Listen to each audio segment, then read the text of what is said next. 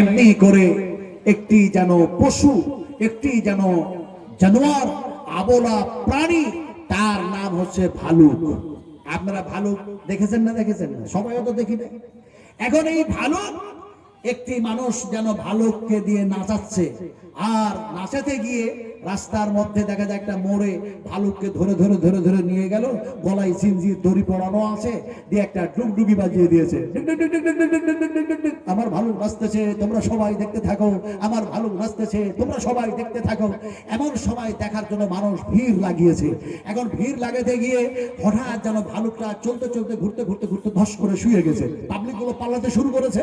ভালুক নাচানোওয়ালা সে সবাই বলছে, ভাই কেউ চলে যেও না, আমার ভালুক নাচতেছিল, ঘুরতেছিল, তা তোমরা দেখতেছিলে, কিন্তু ভালুকের শরীর এখন জ্বর এসছে বলে ভালুক এখন শুয়ে গেছে।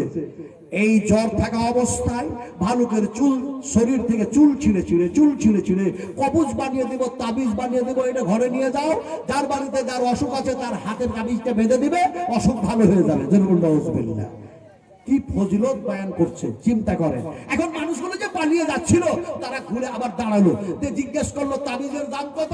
বলে 1 টাকা 25 পয়সা, 1 টাকা 25 পয়সা, 1 টাকা 25 পয়সা, 25 পয়সা লেস, 25 পয়সা বাপ, 1 টাকা 1 টাকা 1 টাকা, ও একটা নেই, ও একটা নেই, ও একটা নেই। বোলপুর শান্তিনিকেতনের কথা বলছি। সবাই একটা একটা করে নিল। দেখি এক হাজি সাহেব একটা যেন তাবিজ কিনে নিয়েছে। আমি ওর পিছনে, তখন আমি স্টুডেন্ট, তখন আমি ছাত্র।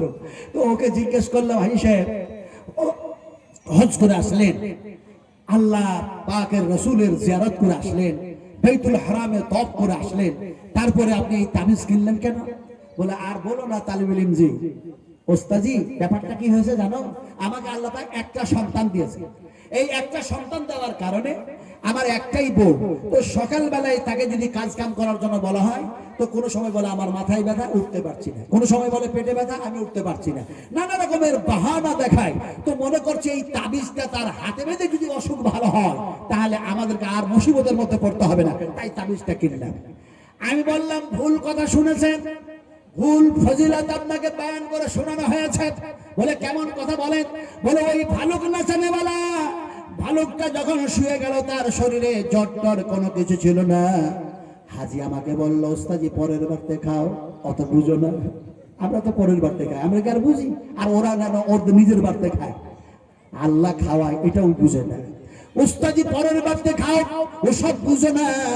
বলে আমি এত সুন্দর বুঝেছি, ভালো করে শোনো হাজি, এত সুন্দর বুঝেছি, ভালো করে ট্রিটমেন্ট করলাম। ওই ভালোটাকে ট্রিটমেন্ট করার পরে দেখলাম তার গায়ে জ্বর টর কোনো কিছু নেই। বলে তাহলে কি হলো? বলে এই ভালুকটা যেন ঘুরতে ঘুরতে যেন ধস করে শুয়ে গিয়েছিল।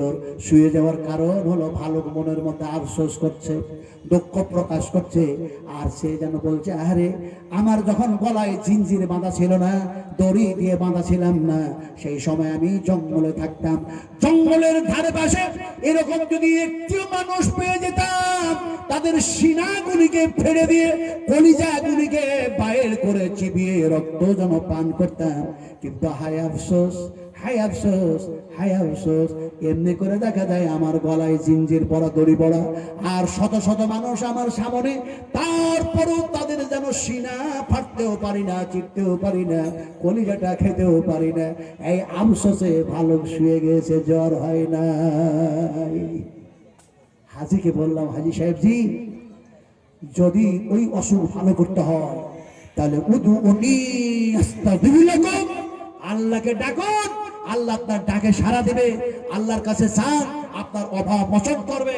আল্লাহর কাছে ক্ষমা চান, জীবনের গুনাহ আল্লাহ মাফ করে দেবে। কিন্তু এই শিরকিয়াত তাবিজ ঝুলানে ওয়ালে শিরক করতা হ্যায়, খবরদার এই শিরকের কাজ করবেন না। ইন্না শিরকা লাযুলমুন আযীম, সবচেয়ে বড় কবিরা গুনাহ, খবরদার করবেন না। আল্লাহর কি হুকুম, বিশ্বাস করুন, বিশ্বাস করুন। আল্লাহর কি দয়া, আল্লাহর কি মেহেরবানি। হাজি আমার হাতখানি ধরে বলল, ওস্তাজি তুমি কোন মাদ্রাসায় পড়াশোনা করো? তোমার ওস্তাদের নাম কি? আমি বললাম, আমার ওস্তাদের নাম হচ্ছে মৌলানা আব্দুল সামিম হাফেজাহুল্লাহ, যিনি আপনাদের কিশানগঞ্জে ছিলেন। আমি তারপরে বললাম, আমি সেই মাদ্রাসার স্টুডেন্ট, আমি সেই মাদ্রাসার ছাত্র যে মাদ্রাসায় উনি কিশানগঞ্জে আসার পূর্বে ছিলেন। সেই মাদ্রাসার নামটা হয়েছে আল জামিয়া রিয়াজুল উলুম মাদ্রাসা, বর্তমানে সেই মাদ্রাসা আল্লাহ পাক আমাকে আবার সভাপতিও বানায় রেখেছে। কথা বুঝছেন কি? আমি তারে যখন এই কথাগুলো বললাম যে ওই মাদ্রাসার আমি স্টুডেন্ট, আমার ওস্তাদ এই, তখন আমার হাতটা খানি ধরে বলছে, ওস্তাজি তুমি বড় গুনাহ থেকে আমাকে বাঁচায় নিলে। আমি বলে আমি বাঁচাবার কেউ না, আল্লাহ পাক বাঁচায় নিলেন। সেই আল্লাহর কাছে আপনি ক্ষমা চান, তাবিজটাকে ছুঁড়ে ফেলে দিল।